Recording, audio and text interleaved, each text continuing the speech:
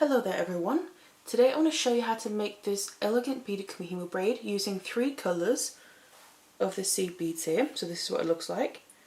So I've got my main beads, these are 4mm round Stardust beads, all the way around, but then I've added my seed beads in different colours. So here I have a purple one, and then there's blue on that side, and then there's a more of a pink one. So just really to give it a different look rather than using the same colour. And then obviously what you can then do is put it on. It's going to sit something like that, so it'll be really nice and comfortable. But then there you'll have those colours facing outward. If you turn it a bit, you'll have some other colours facing outward. So you can really place it however you want to. And then it looks like that. And I think what would be really nice to do would be, for instance, to combine some metallic colours. So maybe use the same beads of the rounds, so the 4mm round Stardust beads there, because they're quite nice and neutral and go with everything. But then if you could maybe get seed beads in the metallic colours, so say gold, silver and copper, and have one side be each of them, I think that would be really nice. But that's just an idea that I thought would work quite nicely. You can also choose whatever you want to. So if you want to learn how to make this, then keep watching. So these are the materials that we're going to need. Here I have my round Kumihimo disc first of all, because we're making a round braid. And then the cord that I'm using is a 0.4mm Eslon. And I'm just using this black colour because it goes nice as a background colour, and some of my beads here are quite dark. But you can obviously choose whatever one you want to match your beads. And then as for the beads, these ones here are the largest beads. These are 4mm rounds, and the ones I'm using are some Stardust black spacer beads here, so metal beads. That's just what I'm using, but just the size of 4mm rounds. And then in between those we've got the seed beads here, and these are all 11/0 seed beads, and I've just got 3 different colours because that's kind of the purpose of this braid. I want to use the 3 different colours in the pattern as well. So I've just got a silver lined aqua AB, a silver lined dark rose alabaster, and then a silver lined Duracoat violet. But obviously again you can choose whatever colours you want to. And then we need to finish off the braid somehow, so I've got my Kumihimo ends here, and they're going to finish it off nicely, and with them I'm going to use my findings, so extended chain, jump rings, and then also my clasp there. I'm just using lobster claw clasp. So let's get it all together and let's get started. So then the first thing we'll need to do is get some lengths of our cord ready so we can start making the braid here.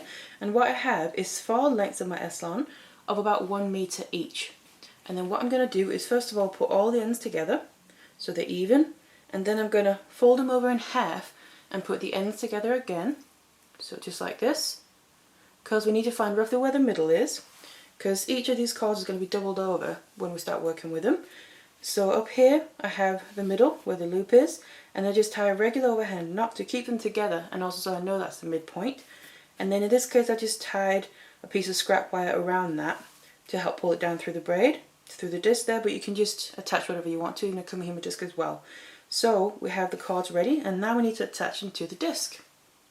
So I then took the cords here and then put them on my disc, and all I've done is I'm not worrying about the numbers. I've just put the middle there where I attach the wire down through the centre, the hole in the middle. That's where it's going to be coming out from the braid on the back. And then I distributed my cords around the disc, and I'm just using the dots there on the disc as reference. So I'll put 1 cord on each side of every dot all the way around. And then what we need to do is start making our braid, but we need to make a little section of braid first of all with just the cord before we start adding in any beads. So we have something to finish it off with at the end. And what I'm going to do is take my top left one here, so just on the top dot, the left one of that, bring it over the disc and down, still on the left side of the bottom pair. And then the bottom right one, bring that up and stay on the right side of the top. Then we need to turn our disc for the next pair. So I'm going to flip my disc like this, so just until you run into the next pair that you need to use. And then again I'm going to take my top left one, bring it down and stay on the left side, and then I'm going to take my bottom right one and bring that up, and then turn my disc again. So every time I complete a pair I just turn my disc to the next pair and do the same thing. Now you want to do this so you have about 1 to 2 centimeters of braid here, until we then need to start adding in our beads. So now that I made that little section of braid here, you can see it's going to be coming out at the back. Then we're now in the position where we need to start adding in the beads as well.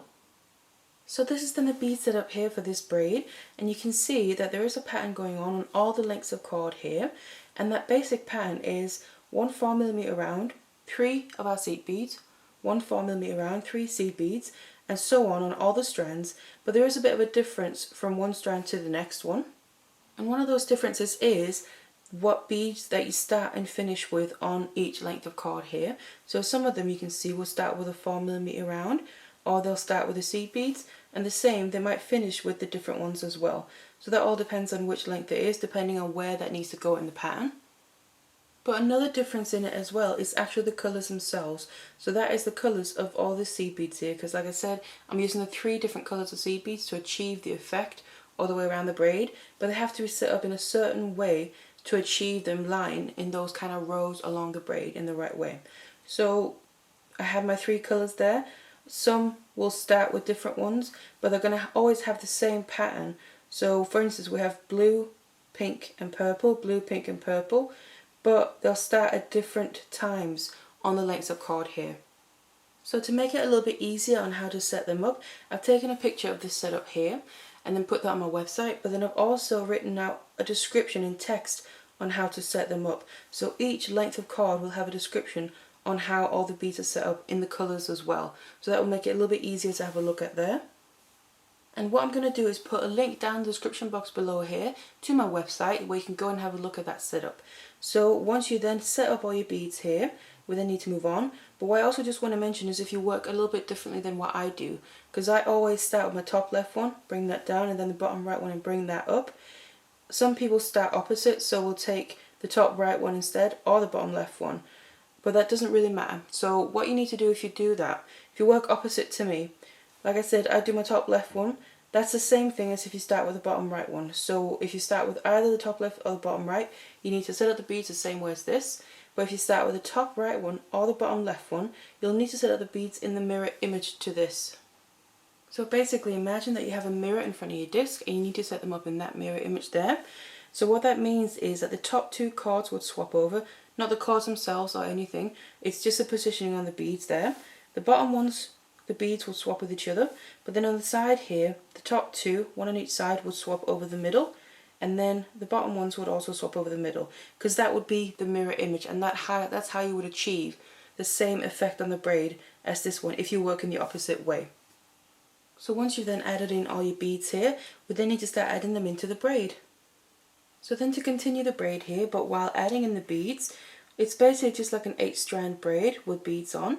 The difference is with this one is that we have some sections where it's multiple seed beads and they work as one bead. So in this case I'm going to take my top left one and then I'm going to get my very first bead that I run into. I'm going to let that drop down as I also release the cord.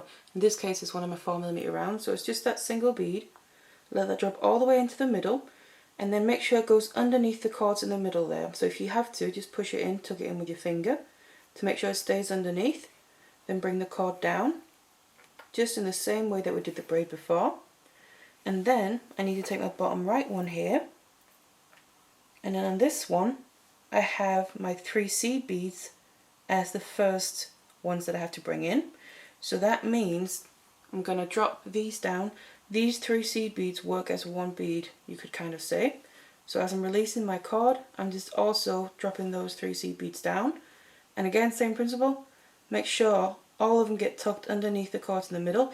Now this part can be kind of the most tricky part with this braid because the 3 beads, so sometimes the top one might have a tendency to want to actually slip over the cord that comes across, but just constantly try and push them down.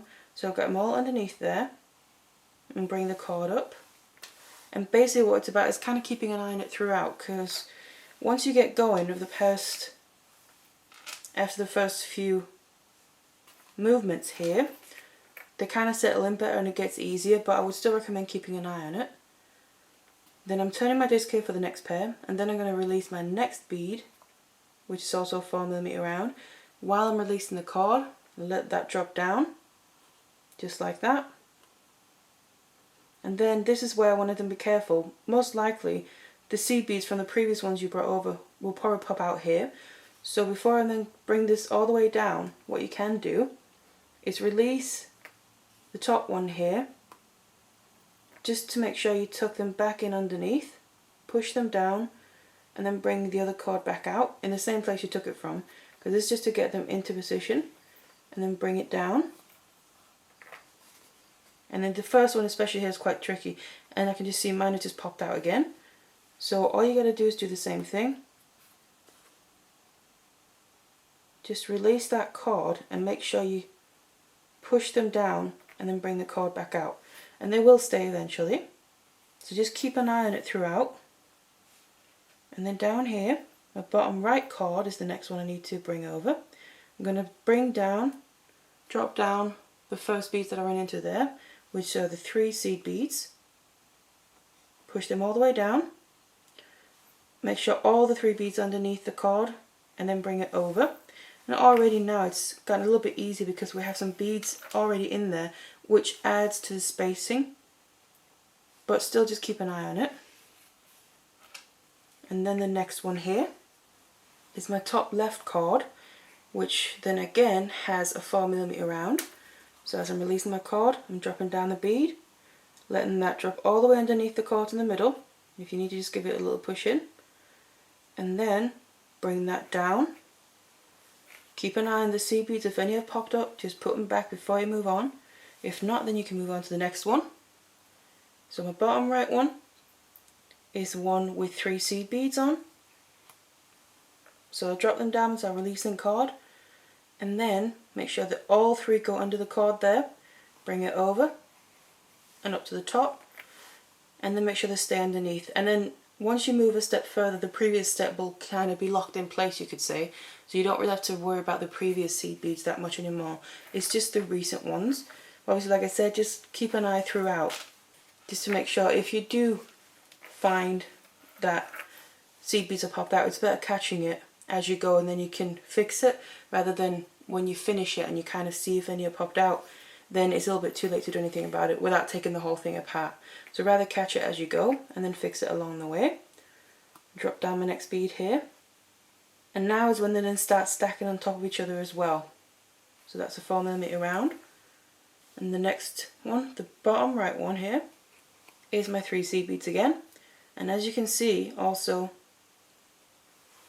because there's naturally more spacing now, because the beads are stacking on top of each other, they do fit much better in there rather than the very first movement that we did. So just like that, and keep turning it to the next pair. So just basically every time you make a movement with your cord, you want to add in your beads, whether it's a single 4mm round or whether it's your 3 seed beads working as one. Just constantly making sure that they stay underneath. So just keep doing this until you've used up all your beads. So now I used up all my beads here on all my cords, and then what we need to do is finish off this end as well. So what we're going to do is make a little section of braid with just the cord, just like we started out in the beginning. So we have something to finish off the whole piece with.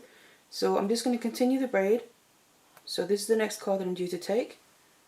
Just bring that over. All the difference is that we're not adding in any beads now because we don't have any more left. And again, just right at the end here, just make sure you keep an eye on those, especially the seed beads mainly, that the last ones here don't pop out as we're just crossing over the cord. So just like that, and then once you've done this, it is going to trap them in place. So just do this for about the same length, 1 to 2 centimeters, as the other end. So then when I have that little section here, what I just want to do is secure the end before I take all my cords off the disc, so that when we take it off, it doesn't all come unraveling. So what I'm going to do is, the next pair that I'm due to take, if I was to continue, is this one. I'm going to move to that one here, so not the pair that I've just used. And then what I'm going to do is take cords that are diagonally opposite each other from that next pair I was due to take, release them from the disc, then bring them over the middle and tie a knot there together, and then tighten that all the way down to the end of the braid. And then I'm going to take the other 2 from the same pair that are diagonally opposite each other here, tie the knot over the middle, and then move to the other pair and do the exact same thing. And this is, like I said, just securing the end in place, also without adding too much bulk to it, so we can get it into the Kumihimo end. And the last ones, and then we also naturally have it off the disc here. Just tighten that, and I like to just do the last one with a double knot, because a single knot there can come undone quite easily. So just do a double one, and that holds in place much better. And there we go. Now we can remove the disc, and then we have our braid. So the braid looks like this, and obviously this is just the materials that I've used for it. So we have the stardust beads there all the way around. They're kind of the corners, because when you look from the end, I'm kind of ends up looking a bit like a triangle, the shape of it, because it almost has 3 flat sides to it. And in this design here, because of how I use the colours and we set it up on the pattern, it comes out with 1 colour on each side. And obviously you can choose whatever you want to. I think it would look really nice with using metallic colours as well or something and alternating them from side to side. So that's what it looks like. And then obviously you can choose to wear a certain side outwards. So whatever colours you match, maybe what you're wearing. But then all I have to do now is finish off the ends. So here I need to just glue the ends of my cord, cut off the excess. And then also here just need to take off my wire, whatever you use, just prepare the ends like that. And then I'm going to use these Kumihimo ends here with a bit of glue and add them onto the ends, and then obviously once they're dried I then can attach my findings.